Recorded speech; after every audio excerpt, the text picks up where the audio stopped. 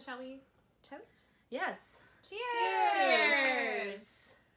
Welcome to another episode of Spread the the Word! Okay, so I read Saint X. This family of four is vacationing on a fictional island called Saint X, somewhere in the Caribbean. And there's two daughters. One is younger, I think she's 6 or 7. The other one is 17 or 18, if I remember correctly, somewhere around there. Yeah, she's in college. And while they are on vacation, the oldest sister disappears and they can't find her.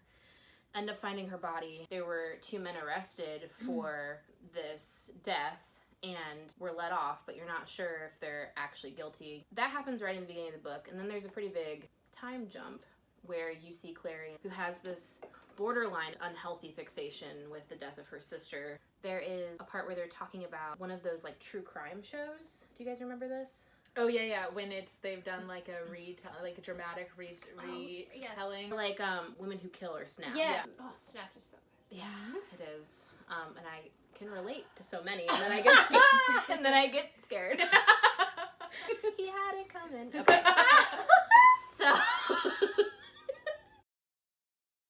the show is coming out, and Clary watches it, and it's like, oh, this girl is scantily clad and going out to bars and drinking and basically, victim shaming, blaming, all of that kind of stuff. and also aggressively stereotyping the local people. Yes. Yeah. So Clary has, like I said, this semi-unhealthy fixation with the death of her sister. At first, you're like, you haven't quite dealt with this. It's a little unhealthy. And then one day she gets in a taxi, and the man driving the taxi is one of the men who were arrested and let go for the death. And she is suddenly just obsessed with getting closer to this man and trying to figure out what happened to her sister Allison. Does she find out what happens to her sister? Yes. Oh. Imagine being 7 and your sister being twice your age, where you have these preconceived notions about who she is as a person. It's definitely about how we might perceive our family in ways that aren't completely fair to you or to them. I liked it. So, this month I read a book by a man named Freg. Okay, so this month I read a book called Author-in-Chief by Craig Furman, a Hoosier, in fact. He's from Indiana. I was like, what is this noise you're making? The whole premise of the book is presidents who wrote books. And so when I heard about his book, I was like, oh, cool. He sent me a galley, and I read it, and I was like, oh my god! It's so good! I want to read it all! This book is amazing. Question. Yes. Okay, so I am not a big nonfiction fan overall. What is the tone? That's a great question. Like, is it more storytelling? Yes. He is a true storyteller, but using only facts and all these kinds of historical studies to really paint a picture of each time and each era. I think that all people will love it. It bridges political divides, generational divides, interest divides. It's truly amazing. Here is my recitation of my own writing of my review. Okay. To you, Craig. Looming greats like JFK and Lincoln become real, relatable men with flaws and funny ideas, while our historical villains are fully realized and contextualized for a deeper understanding of both our past and our present. This treat of a read has raised the bar of political biographies for the new decade, and I stand by that statement. Damn. Look at that cutie picture of JFK. Oh. Look at it. Look at that jawline. You cut diamonds with that thing. He looks like just such an all-American Irish boy. Yeah, really.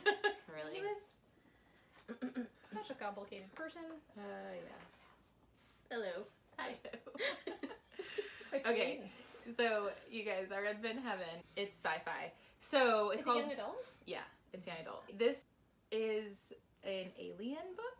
It starts where, like a few years ago, the main character, Liv, her dad had disappeared for a few days, and then he reappears in the middle of town naked and kind of like stumbling and like yelling about like nonsense that he'd seen. Oh, no. So he comes back and he says he's been abducted by aliens. And he gets obsessed with it to the point where he makes these very aggressive weapons they keep in their shed. and then they put them up in the woods near their house. They're like these booby traps that are like really horrific, and they all have these names like the amputator and things like that. Wonder what that one does. Yeah, in case the aliens come back for him. And the whole time though, when he's doing this, he's getting like, seems to be getting really, really sick and sicker and sicker, then disappears again. And everyone assumes he died. And Liv and her friend Doug, every Sunday he comes over and they go and check the traps.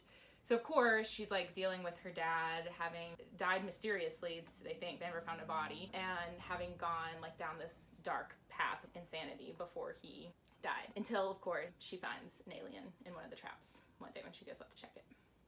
So he wasn't lying the whole time.